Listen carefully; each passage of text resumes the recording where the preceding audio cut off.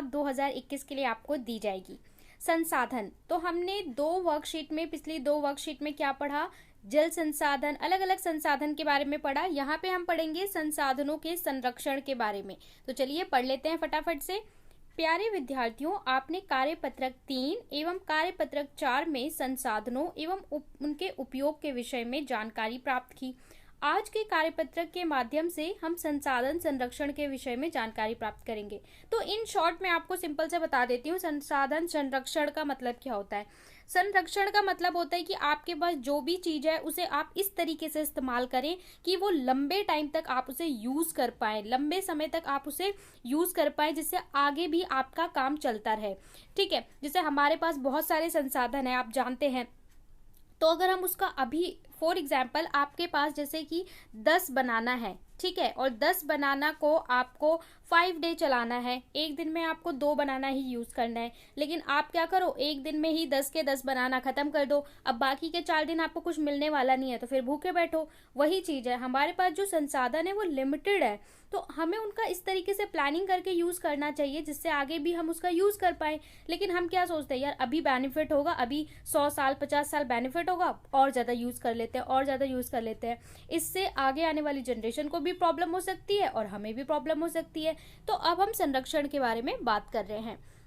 संसाधन संरक्षण का अर्थ है, संरक्षण का अर्थ क्या है, तो देखिए भाई, बुकिश लैंग्वेज में इसका अर्थ एक बार पढ़ लेते हैं, सरल भाषा में मैंने आपको इसका मीनिंग बता दिया है। संसाधनों का सावधानी पूर्वक उपयोग करना एवं उन्हें फिर से बनाने के लिए समय देना। कुछ संसाधन जो हमारे प्राकृतिक संसाधन होते हैं, जो हमें धरती से मिलते हैं, उन्हें बनने में काफी समय लग जाता है, सालों लग जाते हैं, करोड़ों वर्ष लग जाते हैं। तो अगर हम धीरे धीरे इस्तेमाल करेंगे तो जो उनकी चक्र है बनने की, वो एक सही टाइम पे बन जाएगी। जब तक हमारे पास खत्म होगा ये वाला स्टोर, तब तक हमारे पास नया बन जाएगा। ठीक है, तो इस तरीके से हमें इस्तेमाल करना है। चूंकि संसाधन सीमित है, इसलिए संसाधनों का संरक्षण अति आवश्यक है, क्योंकि लिमिटेड है भाई। अगर आपने अभी खत्म कर दिया तो फिर वही होगा, भूखे रहेंगे बिना संसाधन के। भूमि संसाधन का संरक्षण, अलग अलग संसाधन हमने पढ़े थे जो बहुत उपयोगी हैं, भूमि, जल, मृदा। तो भूमि संसाधन का संरक्षण कैसे करते हैं, इसके लिए वनारोपण, रासायनिक कीटनाशकों और उर्वरकों के उपयोग को कम करना। सबसे पहले तो आप ज्यादा से ज्यादा वन लगाइए, लेकिन हम क्या करते हैं, पेड़ों को उल्टा काट रहे हैं। दूसरा, रासायनिक, हम ऐसे कीटनाशक का प्रयोग करते हैं खेतों के लिए। वैसे आप लोग जो दिल्ली में बच्चे रहते हैं वो तो इन चीजों को नहीं देख पाते, लेकिन अगर आप गांव जाते हैं तो आप देखेंगे बहुत सारे तरह के कीटनाशक खेतों में डाले जाते हैं, जिसकी वजह से हमारी जो मिट्टी होती है, मृदा होती है, उसकी उर्वरता यानी उपजाऊपन कम होता है।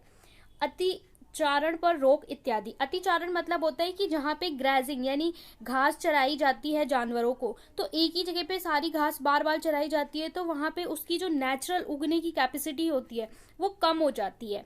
इसलिए इन सबको अगर हम कम करें तो मृदा को संरक्षित कर सकते हैं। दूसरा है भूमि को संरक्षित, दूसरा है मृदा संरक्षण का उपाय। ये था भूमि का। अब मृदा को संरक्षण करने से तो इसके लिए भी यह है कि आप पेड़ लगाइए, वृक्षारोपण करिए। बाढ़ नियंत्रण, अतिचारण पर रोक, वही चीज, बहुत ज्यादा चराई पे रोक। बाढ़ नियंत्रण, सीढ़ीदार खेत बनाना, जैसे आप देखते हैं ना पहाड़ होते हैं, वहां पे सीढ़ीदार खेत बना देते हैं जिससे मिट्टी बह के ना जाए। क्योंकि अगर जहाँ पे पेड़ रहता है तो पेड़ क्या करता है, मिट्टी को, उसकी रूट्स हैं बहुत दूर तक की मिट्टी को बांध के रखती हैं। लेकिन जहाँ पे खाली स्थान होता है, मैदान होते हैं, वहां पे पानी के बहाव के साथ, कटाव के साथ मिट्टी बह के चली जाती है। तो इसका अच्छा तरीका है पेड़ लगाना। दूसरा है विभिन्न फसलों की बारी बारी से बोना, अलग अलग रोटेशन करके फसलों को बोना। इन सब तरीके से मृदा का संरक्षण किया जा सकता है। अगला है जल संरक्षण यानी पानी को बचाना। तो इसके लिए आपको क्या करना है, कृषि रासायनिकों का विसर्जन, जल निकायों, औद्योगिक बहिर्जात इत्यादि जल के प्रमुख प्रदूषक हैं।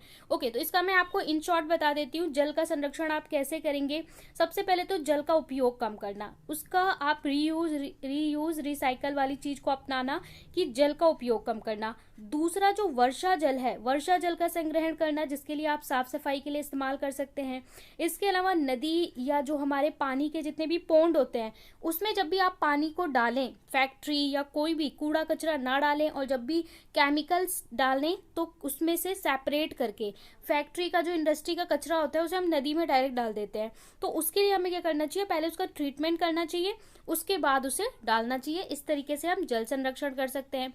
प्राकृतिक वनस्पति एवं वन्य प्राणियों का संरक्षण। प्राकृतिक वनस्पति, वनस्पति का मतलब हमारे पास जो भी पेड़ पौधे हैं, और प्राणी मतलब जो भी हमारे पास जीव जंतु है उनका संरक्षण। तो इसके लिए देखिए हमारे जितने भी पेड़ पौधे और जो जीव जंतु है वो कहाँ रहते हैं, वो रहते हैं जंगल में। तो हम क्या कर रहे हैं, जंगल को काटे दे रहे हैं, उनके घर को ही खत्म कर देंगे तो जाहिर सी बात है वो कहाँ रहेंगे।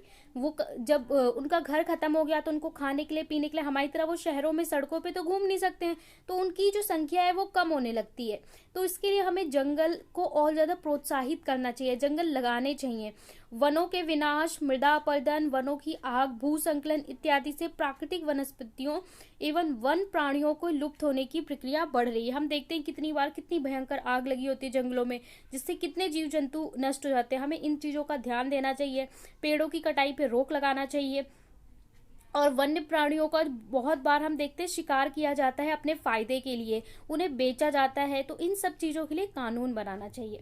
अगला है खनिज संसाधनों का संरक्षण। खनिज संसाधन मतलब हमारे पास जो संसाधन हैं जो आपको भूमि से मिलते हैं, अलग अलग जगह से मिलते हैं, इसके लिए खनिजों के नियंत्रित उपयोग। खनिजों का सबसे पहले आप कम उपयोग करिए, उसके बाद जब यूज कर रहे हैं तो उसको ध्यान में रखकर यूज करिए। कोयला, पेट्रोलियम, इस तरह के जो खनिज हैं उसके स्थान पर हम विद्युत वाले चीजों का इस्तेमाल कर सकते हैं। ये सौर ऊर्जा को बढ़ावा दे सकते हैं जो प्राकृतिक है, ठीक है, जो कभी खत्म नहीं होगी। सोलर एनर्जी का यूज करिए। अब यहाँ पे आपको बहुत सिंपल से 2 प्रश्न दिए हैं, निम्नलिखित प्रश्नों के उत्तर दीजिए। पहला है घर एवं विद्यालय में आप जल की कैसे बचा सकते हैं या संरक्षण कर सकते हैं, ठीक है, आपको यहाँ पे अपने पॉइंट्स लिखने हैं। दूसरा है कि आपकी डेली लाइफ में यूज होने वाले, दैनिक जीवन में इस्तेमाल होने वाले खनिजों को आप कैसे संरक्षित कर सकते हैं। तो चलिए सॉल्यूशन देख लेते हैं। पहला प्रश्न है घर एवं विद्यालय में जल संरक्षण के उपाय को बताइए। तो यहाँ पे मैंने प्रॉपर सारे पॉइंट्स लिखे हैं कि आप घर में और स्कूल में कैसे पानी को बचा सकते हो। सबसे पहले पानी पीते समय गिलास को जूठा ना करें। हम क्या करते हैं, एक ग्लास लिया, उठा, इससे पानी पिया, फिर इसको रख दिया, फिर दूसरा ग्लास लिया, इससे उठाया, इससे पानी पिया, फिर रख दिया, फिर तीसरा बंदा आया, भाई आया घूम के, उसने एक ग्लास लिया, पिया और रख दिया। अब क्या हो रहा है, आपने इतने सारे बर्तन जूठे कर दिए, इनको धुलने के लिए भी तो पानी लगेगा।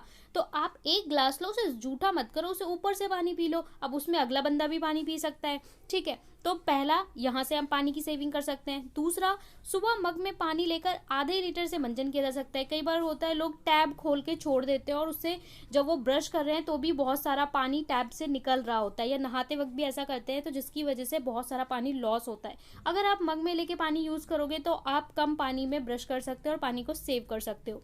थर्ड पॉइंट है, अगर बाल्टी में पानी लेकर नहाया जाए, जो लोग वही शावर या टैब का यूज करते हैं तो बहुत सारा पानी वेस्ट चला जाता है, उनको पता भी नहीं चलता कि उन्होंने कितना पानी वेस्ट कर दिया। तो आप 20 से 30 लीटर में आराम से नहा सकते हो अगर आप बकेट में लेके यूज करोगे। इसके बाद फोर्थ है कि विद्यालय में कैसे बचा सकते हो। तो विद्यालय में हाथ धोने की टोटी से निकलने वाले अतिरिक्त जल को एक पाइप से पौधे में डाल देना।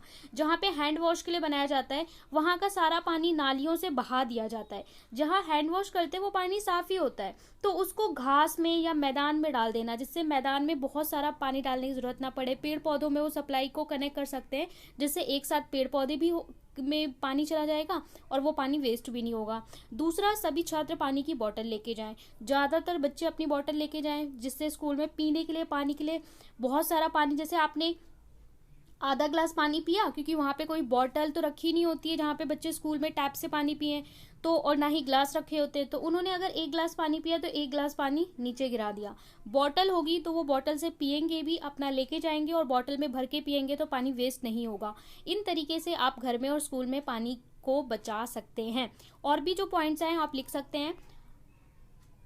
अगले क्वेश्चन में बोला है कि दैनिक जीवन में प्रयुक्त होने वाले किन्हीं 3 खनिजों के संरक्षण के उपाय बताइए। तो दैनिक जीवन में कौन से खनिज यूज होते हैं? दैनिक जीवन में प्रयुक्त होने वाले 3 खनिज पेट्रोलियम, एल्युमिनियम, लोहा, सोना और चांदी है। पेट्रोलियम सबके लाइफ में कनेक्ट है, क्यों? देखिए, पेट्रोलियम का मतलब होता है, यहाँ पे आपका आ जाता है पेट्रोल, ठीक है, डीजल, कैरोसिन ऑयल, तो ये सारी चीजें मिला के, टोटल मिला के हम पेट्रोलियम बोल देते हैं। तो आप जिस भी गाड़ी से जाते हो वो या तो पेट्रोल से चलती होगी या फिर डीजल से चलती होगी, तो कहीं ना कहीं ये हमारी लाइफ से जुड़ा हुआ है, चाहे हम ट्रेवल करके अपनी गाड़ी से जाते हैं या दूसरे की गाड़ी से, ठीक है। तो यहाँ पे पेट्रोलियम आ गया। इसके बाद एल्युमिनियम भी हमारी डेली लाइफ से जुड़ा है। लोहा, आपके घर में छोटी से छोटी चीज लेके बड़ी से बड़ी चीज लोहे से कनेक्टेड है। इसके बाद सोना और चांदी। अब इनके संरक्षण के लिए उपाय क्या है? खनिजों के नियंत्रित उपयोग को बढ़ावा देना, कम से कम लिमिटेड यूज करना। आपका काम अगर उसके किसी अल्टरनेट से चल सकता है तो अल्टरनेट से करो। जैसे बहुत लोग गोल्ड केवल शौक के लिए ले के स्टोर करते रहते हैं, ठीक है, तो उसकी क्या जरूरत है, हम बस ले के स्टोर कर रहे हैं, आगे चल के वो कम पड़ सकता है। दूसरा है खनिजों को बर्बाद होने से रोकना। अगर कोई उसका बहुत ज़्यादा मतलब एक्स्ट्रा यूज़ कर रहा है या बर्बाद हो रहा है तो हमें उसे रोकना चाहिए। तीसरा, कोयला या पेट्रोलियम आदि के स्थान पर हमें क्या करना चाहिए, विद्युत ऊर्जा का उपयोग या फिर सौर ऊर्जा का उपयोग। जैसे हमें पता है कि बैटरी जो है, जैसे हम सीएनजी यूज़ कर सकते हैं, ठीक है, पेट्रोलियम की जगह पे। इसके अलावा हम क्या यूज़ कर सकते हैं, सौर ऊर्जा, ऐसी बैटरियां यूज़ कर सकते हैं जो सोलर एनर्जी से चार्ज होती हैं, तो हमारी निर्भरता इन पे कम होगी। तो इस तरीके से कुछ उपाय मैंने सुझाए हैं, आप भी कुछ उपाय सुझा सकते हैं।